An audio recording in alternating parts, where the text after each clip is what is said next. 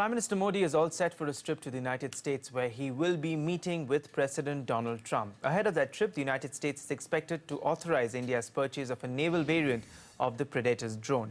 Securing an agreement worth more than $2 billion for the 22 unarmed drones is seen by India as a key test of defense ties that flourished under former President Barack Obama. Donald Trump, meanwhile, has quoted China as he seeks Beijing's help to contain North Korea's nuclear program. Also on Prime Minister Modi's agenda will be high steel duties imposed by the US, a cap on prices of heart stents by India, enhancement of bilateral ties, and possibly the H-1B visa, which remains a thorny issue. And as the countdown begins for the much-anticipated meeting between Prime Minister Modi and President Donald Trump in Washington on the 26th of June, earlier this week, I caught up with US Congressman Rohit Khanna, who is an Indian-American from Silicon Valley, representing the Democrats in the Congress.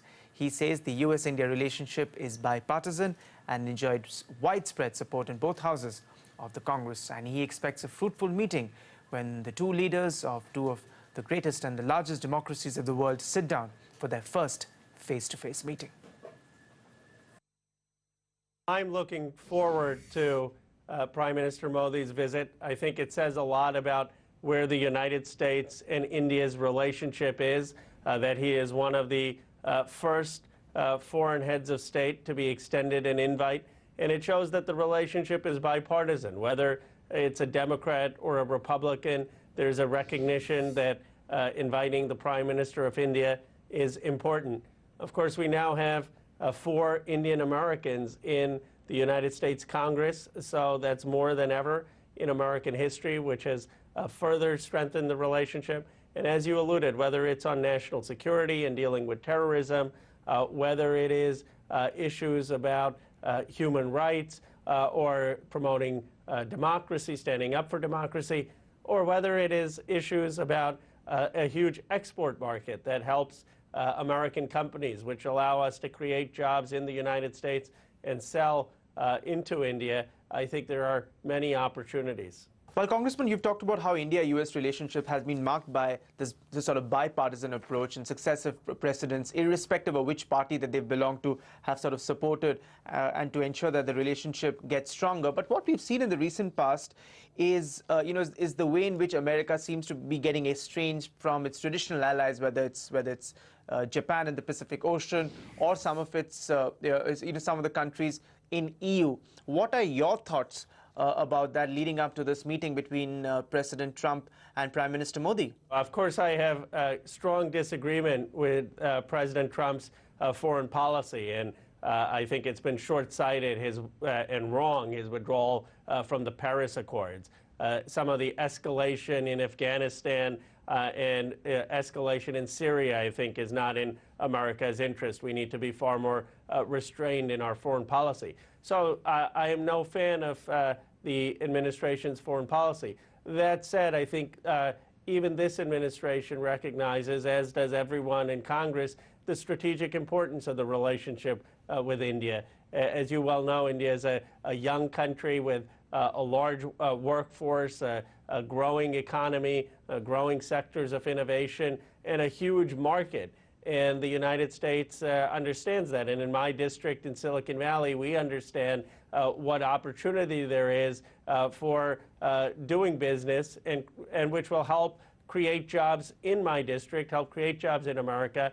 And we don't want to lose out in a growing middle-class market. So I think everyone understands both the strategic relationship and the economic relationship, and that's very different than the relationships with some of the other countries where the economic imperatives may not be as large. Right, that's a good point. You represent an important congressional district in California, which is right at the heart of Silicon Valley.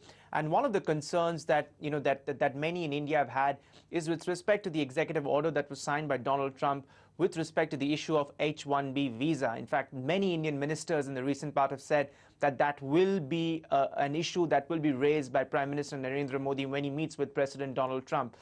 What is your position on that?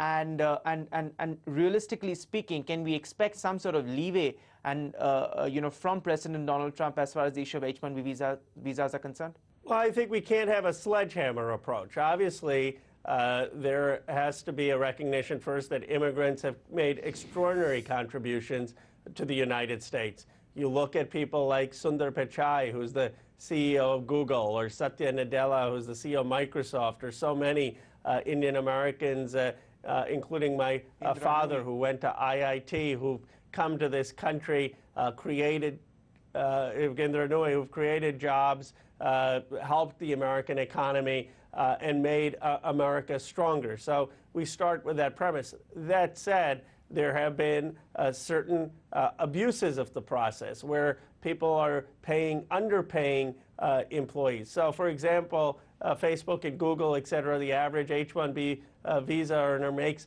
$125,000, $130,000, which is the median income, and I don't think people have a problem with that. But where you have companies that are more than 50% H-1B or are paying a prevailing wage at $60,000, $65,000, that's much below the median income in the United States, that is a legitimate concern. And there are many Indian Americans who are concerned about that because they don't want underpayment of H-1B visa holders or H-1B visa holders to be exploited. And so I think what we have to do is find a way of saying we recognize that immigration has strengthened America, is creating innovation here, creating jobs here, but we have to reform some of the abuses as well. So therefore, you agree to the limited extent that there has been abuses as far as the H-1B visa regime goes, and there is need for tightening. That is something that you agree with. I do. I disagree with Donald Trump's approach because, like I said, his is a sledgehammer approach, and I don't think he gives sufficient